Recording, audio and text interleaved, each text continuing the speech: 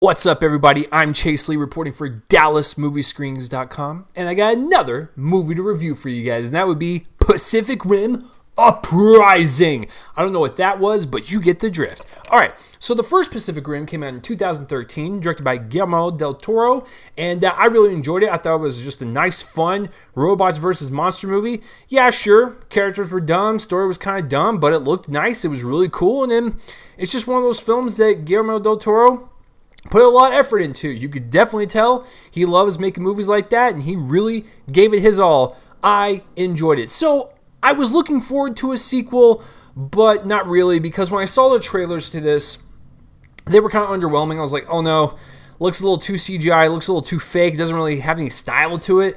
But who knows, maybe I'm wrong. Maybe the trailer was just mismarketed, because I honestly didn't think this movie would ever come out or even exist. The first one, I think, barely just cracked even on its box office, and China's the one that kind of propelled it forward. So I have no clue why this was made. It's going to do well, way better overseas than here in the States. But I'm here to tell you that Pacific Rim Uprising is, it's just kind of, I don't know, it's just kind of meh. I mean, I'll try to explain myself as best as I can without not spoiling anything, but it's just, I don't know, man. It's just kind of blah. So let's get real and break this down. Let me start with some of the positives, because this isn't like an atrocious movie. It's just kind of like, hey, it's there.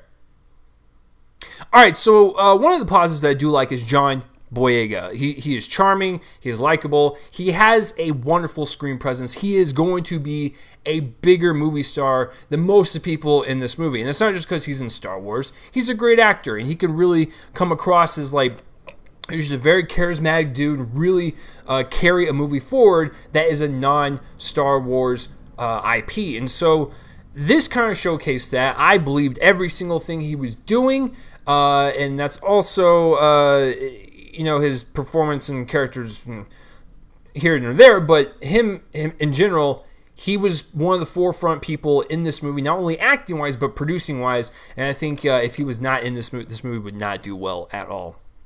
And one of the biggest, and also the little girl that he was communicating with throughout the entire movie, she was really good. She looked like a promising child actor. I don't really care for child actors that much, but she looked like she has a lot to give in this movie. She did pretty well. And then, just watching her, I was like, oh, okay, yeah, her future's bright. She's got no problem. And the other big positive is the special effects. I do think they look really clean on the Jaegers. I think they look clean on the Kaiju. The battles are fun to watch. There's even some shots that are really cool. It's almost like it's ripped out straight from like a graphic novel or something. So there is some creativity there. And the CGI does look, exciting enough to where when the battles happen, you go, cool, that was cool for like a little bit. Okay, that's all of the positives. All right, so negatives. Speaking of John Boyega,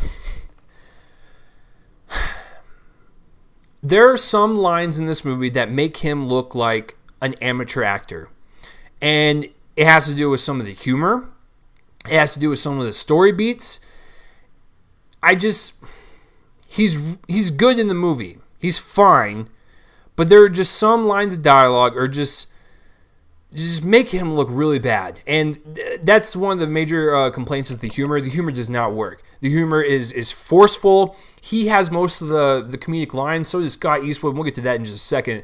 But it just does not come across well at all. And I know they're trying to like break up like the tension and like the action beats and whatnot, but the humor just falls a little flat. And some of it's a little awkward, especially for John Boyega to have come out of his mouth, because some of it's about, physical attraction and like looks and stuff, and I'm like,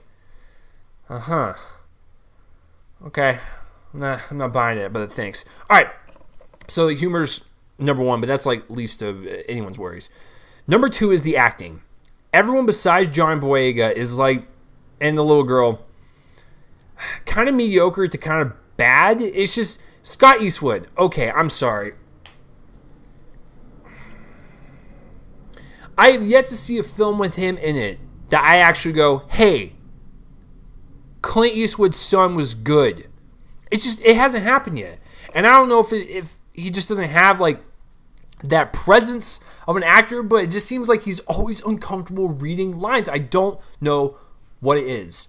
He plays, one of the,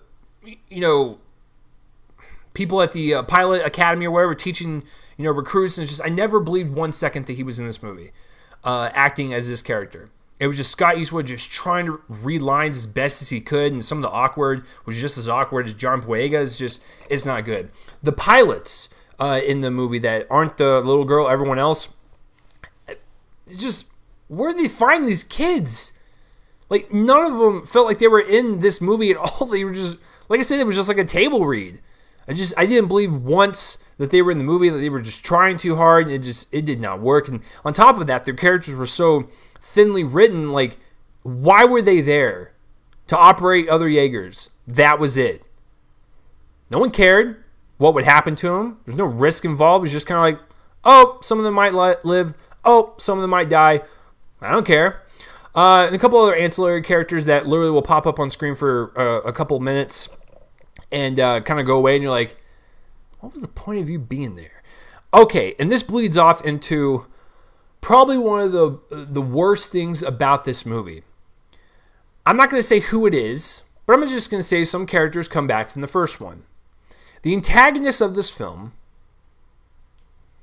is so ridiculous and so dumb that it makes a world filled with giant robots and monsters from another universe look normal and sane.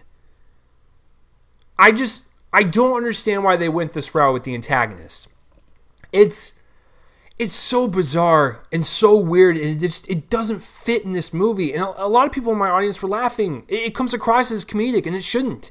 It's supposed to be your villain. Now, you could have like some kooky villain that has like, I don't know, like the Joker, where it's like, he's like darkly funny.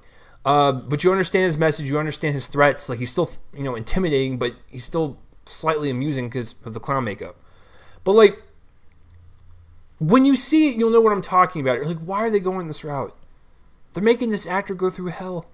And I don't understand it. And it just does not work. And it happens too late in the movie. It's one of these plot points that just happens like in the middle of the second act, and it kind of carries on. It's just, it's whatever. So it did not work whatsoever for the antagonist. And no, it's not just the kaijus. You'll know what I'm talking about. And it makes the actor look embarrassing. And the last and final thing that I think is the biggest offense of this film are the battle scenes. There are 3 of them, and it's just like with any action movie. The first one is exciting. Second one should be a little bit bigger, and the third one should be your epic, big finale. Most action movies, and even comic book movies, and any other movie in this genre, goes by those story beats. That's fine. But when it's obvious to know like what the producers are doing, it's kind of irritating, because one of the major complaints about the first Pacific Rim is that, the fight scenes and the battle scenes between the Jaegers and Kaiju are too dark. You can't see what's going on. I would actually argue by fixing that and making them all daylight makes it look cheap, stale, and have no visual style whatsoever. Because at least with the first one, Del Toro knew that he was making a movie about robots versus monsters. You have to make it visually appealing. And what's great about Del Toro is that he incorporates colors and lighting and unique shots to make an action scene exciting. Or even a scene of dialogue look visually appealing with stuff that's happening around them. There's always stuff happening in a Del Toro film, and it works for this universe. It makes it visually appealing, and the colors pop. They do something to draw your eye. There are several night battle scenes in the first one, and I thought they looked fantastic, because you can utilize the lighting on the streets or in the buildings and kind of have like this unique glow on the fight as it's going on. It makes it more interesting visually. In this movie, you have all 3 battle scenes taking place during the day. So it looks flat, it looks stale, it doesn't look appealing at all, and it seems like there's no passion into it. Because at least with the first one, I've seen Del Toro in interviews. The guy is super passionate about everything that he does. In this one, it doesn't even look like Steven S. DeKnight, the director, doesn't care. And it looks like Universal's just stepping in and going, all right, make this appealing to kids and, make it look like a cartoon. Don't have any type of like visual oomph to it.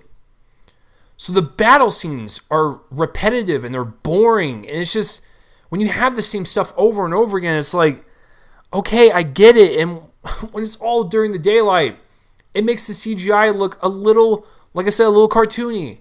And you don't want that. Like, it just... whatever. Okay. I mean, that's basically it. It's just those battle scenes are, they're the major, set pieces in the movie, and they just don't have any flair to them whatsoever. And they just all fall flat because they're all shot in the daylight. And I feel like the director and everyone that worked on this, besides the higher-ups at Universal, didn't have any passion into it. So this whole movie comes across as a just very generic, bland, and, kind of cartoonish action film to break into a franchise instead of making a good film at first.